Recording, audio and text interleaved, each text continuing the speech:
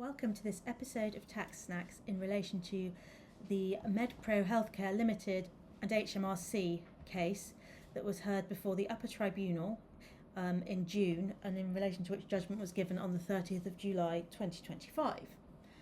So I've already talked in a previous episode about a procedural case in relation to pensions that we had over the summer. This case, which I actually think is really interesting, is a case about the correct application of the Maitland test.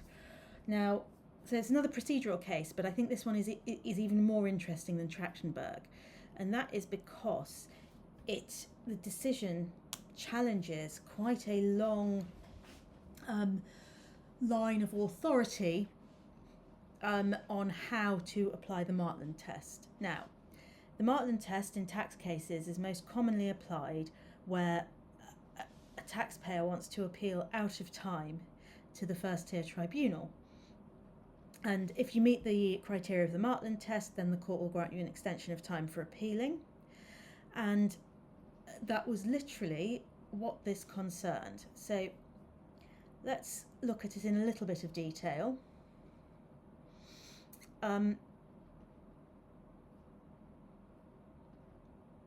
This was actually a VAT case, and it looked at Section 83G of the Value Added Tax Act 1994.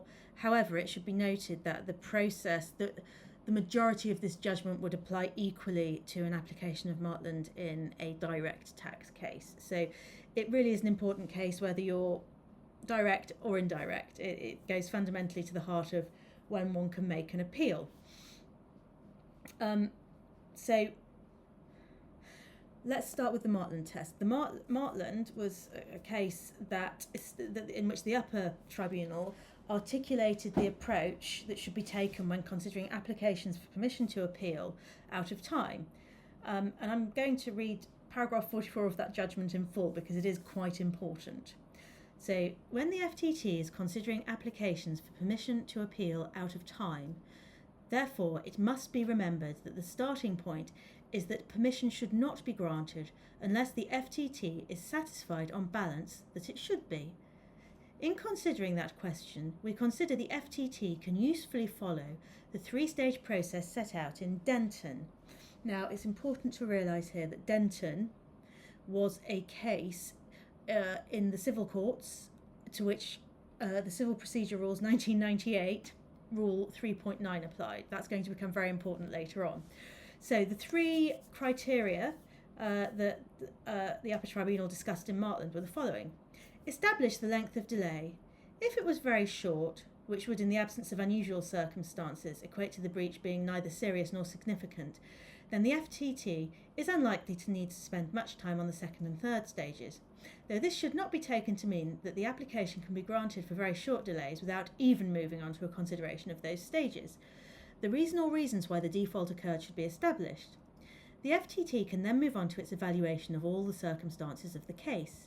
This will involve a balancing exercise which will essentially assess the merits of all the reasons given for the delay and the prejudice which would be caused to both parties by granting or refusing permission. So to pause there, those are the three criteria that were applied in Denton when one was assessing an application to do something out of time in the High Court. Now, the FTT continued in Maitland. The balancing exercise should take into account the particular importance of the need for litigation to be conducted effectively and at proportionate cost, and for statutory time limits to be respected. By approaching matters in this way, it can readily be seen that to the extent that they are relevant in the circumstances of the particular case, all the factors raised in Aberdeen and Data Select will be covered, without the need to refer back explicitly to those cases and attempt to structure the FTT's deliberations artificially by reference to those factors.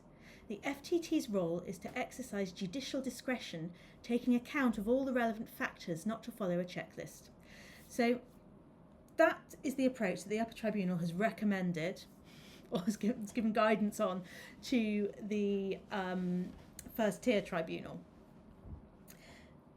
And that is what, and whether or not that's the correct approach is what this case was all about. So the Upper Tribunal here went on to look at a more recent case, not that much more recent, but slightly more recent, called HMRC and Khatib. And that case was where the upper tribunal considered the relevance in the Martland analysis of failures by taxpayers' professional advisors effectively. And what Khatib said was that the Martland three-stage consideration, where this could come in, was at stage 2. What was done in Khatib was the identification as a stage 2 factor, the fact that the taxpayer had retained a professional advisor who had fallen short and thereby failed to ensure that the taxpayer complied with the relevant time limits. And again, I'm going to read from Khatib because this is important. The first stage of the Martland examination can be addressed briefly. Mr. Khatib's delay in appealing against the PLNs was, at the very least, 13.5 months. This was serious and significant. The real question is how the second and third stages of the evaluation should be performed, having regard to the particular importance of statutory time limits being respected. It is precisely because of the importance of complying with statutory time limits that when considering applications for permission to make a late appeal, failures by a litigant's advisor should generally be treated as failures by the litigant. In High-Tech Information Systems Limited and Coventry City Council, when considering the analogous question of whether a litigant's case should be struck out for a breach of an unless order, that was said to be the fault of counsel rather than the litigant itself, Lord Justice Ward said, ordinarily this court should not distinguish between the litigant himself and his advisors. There are good reasons why the court should not. First, if anyone is to suffer for the failure of the solicitor, it is better that it be the client than another party to the litigation. Secondly, the disgruntled client may in appropriate cases have his remedy in damages or in respect of the wasted costs. Thirdly, it seems to me that it would become a charter for the incompetent were the court to allow almost impossible investigations and apportioning blame between solicitor and counsel on the one hand, or between themselves and their client on the other. The basis of the rule is that orders of the court must be observed, and the court is entitled to expect that its officers and counsel who appear before it are more observant of the duty even than the litigant himself. And so, to pause there, the court in Khatib had said that High-Tech Information Systems, which was again another civil case, was analogous to Mr. Khatib's situation where his professional advisor had failed to deal with things in a timeous manner. And in Khatib, they went on to say that they were going to, the correct approach was to start with the general rule that the failure of the advisor was unlikely to amount to a good reason for missing deadlines when considered in the second stage. Now, to pause there, and this is my comment, not anything else, it seems to me that the position between a taxpayer and his advisor is not the same as the position between a litigant in civil proceedings and his advisor. And that's for several reasons, but I think importantly, one of the things mentioned in High-Tech Information Systems was that the litigant can sue and have his remedy in damages. Well, that's not always the case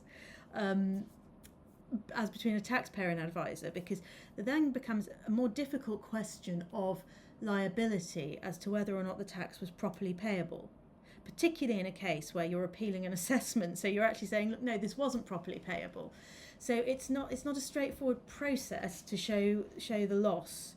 So I think there's that. Secondly, there is a public law, not an administrative law, but a public law element of a tax appeal. This isn't two people who have decided to go to court. This is a person who has had a court process forced upon him by assessment by HMRC that the taxpayer considers to be wrong. So I would, in my view, there are fundamental differences between a taxpayer who is litigating against HMRC and two parties in civil proceedings. That is going to, the importance of that is going to become apparent throughout the discussion of this case. So,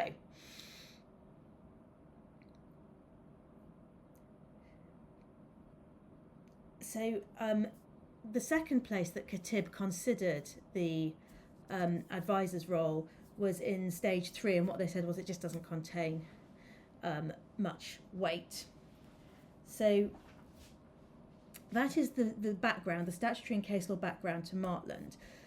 In Medpro, the grounds were the following. So let's be clear, this was about a failure to notify a VAT appeal in time. It's that simple. It's a very simple case. So the arguments of the taxpayer were the following. The first ground was that the FTT should have considered the third stage of the process set out in Martland, and they went on to say that the first tier tribunal set out the law, but there's no indication that the first tier tribunal actually carried out the balancing exercise. That was the argument. The second ground was that the FTT didn't consider whether the unusual circumstances in the appeals justified a departure from the general rule in Khatib, or if it did consider whether a departure was justified, that it was wrong to conclude that it wasn't justified. The third ground was that the first tier erred in law by giving insufficient reasons for its decision, so insufficient, fairly standard insufficiency of reasons. And the fourth ground was that, and this is the important one, Khatib is wrong in law and that the FTT should not have applied it. The appellant went on to say the upper tribunal should depart from the decision in Khatib because an application for permission to bring a late appeal to the FTT is not analogous with the question of whether a litigant's case should be struck out for breach of an unless order. And I think there's quite a lot of force there, actually. Now, the way that ground 4 was phrased very narrowly, but the problem was, as the upper tribunal identified in Medpro, the attack on Khatib was properly read also an attack on Martland. So what they said was this. If it said that the upper tribunal in Khatib improperly constrained the first tier's discretion to extend time, that's the same as what had been done in Martland and other cases like that, because there had been a treatment of the test in the tribunal as being the same as the test under the CPR for breach of an unless order. So a priori, an attack on Khatib was also an attack on Martland. So that was the key point. Now, I'm not going to go into any detail on the first three grounds, where the court did in fact find for the appellant. However, ground 4 is very interesting, and that's where we're going to focus our attention. So ground 4 is significant, and this decision is significant, so expect it to potentially be appealed by HMRC.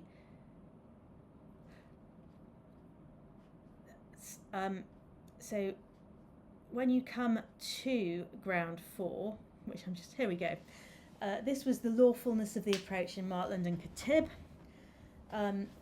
The upper tribunal describes it as a bold attack, not only on Khatib but on Martland, and how the discretion as a whole is structured. And of course that's been applied in a number of upper tribunal cases, such as Uden. So this is a significantly serious position. And it's interesting to understand how we've come to be here. There's another point that's important, which is that there's a principle called judicial comity, and what that says in the relevant circumstances is unless a judge of an equivalent level, so unless an upper tribunal judge is convinced that a previous upper tribunal decision is wrong, then he shouldn't go against it. He should follow that decision, even though he's not technically bound by it, and that's judicial comity. So the issue became here the evolution of the Martland test and the context of that and the context of that was that it relied heavily on Denton, which was a case on CPR 3.9, and very specifically It was a case on CPR 3.9 after it had been amended. And the tax provisions that allow for appeals out of time look much more like the previous version of CPR 3.9 than the current version of CPR 3.9. And so old CPR 3.9 was a list of non-exclusive matters for the court to take into account on an application for relief from sanctions. New CPR 3.9 took a different approach, and it gave two factors much greater weighting in making the decision. So one had to look at, in particular, the need for litigation to be conducted efficiently and at proportionate cost, and the need to enforce compliance with rules, practice, directions and orders. And so under CPR 3.9 as amended, one had to put particular emphasis on those two factors mentioned. And in Denton, the case that I've been talking about, the Court of Appeal said we cannot accept the submission of the Bar Council that factors A and B in the new rule should have a seat at the table, not the top seats at the table, if by that is meant that the specified factors are not to be given particular weight. So that is the essence of the problem here. In CPR 3.9, we have particular weight given to two factors. And that is not present in the Value Added Tax Act, Section 83G, and similar provisions. So,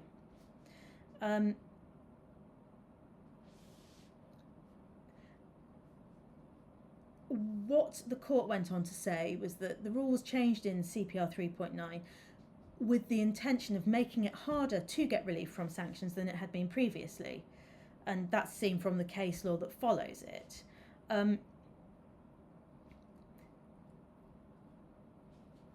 But this was a clear case where the CPR just wasn't directly relevant. Section 83G is not within the CPR, nothing in the tax tribunal is.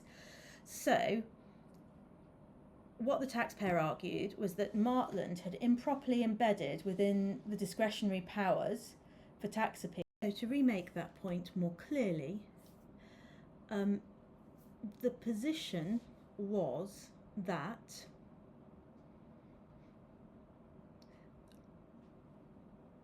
the emphasis to be given to the two factors that are given emphasis by the CPR Rule 3.9 had been improperly embedded into the discretionary powers that the tax tribunal has to extend the time for appealing. So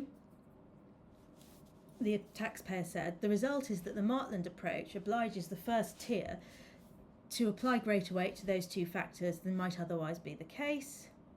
And that's wrong. That's impermissible because there was no change in the statutory wording of the relevant tax provision in the way that the CPR was changed to permit a more robust approach. Now, the way that the taxpayer came to that was also via a comparison with a case called Cowan and Foreman. And in Cowan and Foreman, the situation, this was an Inheritance Provisions for Family Independence Act 1975 application. There was a time limit of 6 months in Section 4 of that Act, and that hadn't been complied with. There was an application to make an to apply under that Act out of time, and that was refused at first instance by Justice Mostyn. And that was on the basis of Denton and White. But that was appealed to the Court of Appeal, one of the grounds being that the judge had erred in drawing an analogy between the jurisdiction to grant relief from sanctions, that 3.9, that CPR 3.9, and the court's power under Section 4. And that the Court of Appeal agreed with this, saying specifically on this point, the concept of stale claims has little relevance in the context of the 1975 Act. Section 4 exists for the purpose of avoiding unnecessary delay and complications in the administration of estates. It is not designed to protect the court from stale claims. The judge was wrong to say that a robust application of the extension power is necessary. Nothing in Section 4 requires such an approach. References to CPR 1.1 were not relevant. They are concerned with managing a claim proportionately and fairly once it has been commenced. There is no disciplinary element to Section 4. It is not to be enforced for its own sake. It is designed to bring a measure of certainty for personal representatives and beneficiaries. The rationale in Denton is that court rules should be obeyed, and once commenced, litigation should proceed expeditiously at proportionate cost and without wasting court resources. And the taxpayer said, well, in Martland and Khatib, what's happened is that there's been a similar process, and an inapt test has been adopted in relation to extensions of time to permit out-of-time appeals. And what the tribunal said about that was this. Essentially, they said, look, if that was it, if it was just that the test was inapt, then they would dismiss that. If the Denton analogy was merely inapt, then ground 4 would fail. But what they said saved ground 4 was that the Denton approach is only possible in relation to CPR 3.9 because of the drafting changes to that provision. There was no change in the statute under consideration here, and that was nothing to do with aptness and everything to do with statutory construction. So they rejected the idea that the test was inapt, and they said, no, that's no good. They said, to be absolutely clear, we consider the 3-stage structure of the discretion at paragraph 44 of Martland to represent an unimpeachable approach. So Martland is not gone. Martland is not challenged in the sense that you're still going to go through those 3 stages. They then go on to say, look, the upper tribunal can clearly give guidance to the first tier tribunal, and they cite BPP Holdings, Aberdeen City and Data Select for that. But this is where they partially come round to the taxpayer's point of view, which is that this isn't permissible. It's not only an inapt interpretation, it's an impermissible interpretation of the relevant statute. And the basis for that is that there is nothing in statutory construction that allows the 2 factors elevated to special status under CPR 3.9 to be given more weight under Section 83G Value Added Tax Act, and one would also argue under TMA. And this is what the upper tribunal said. They said what's very clear from the statute is that 1, the relevant factors are open-ended.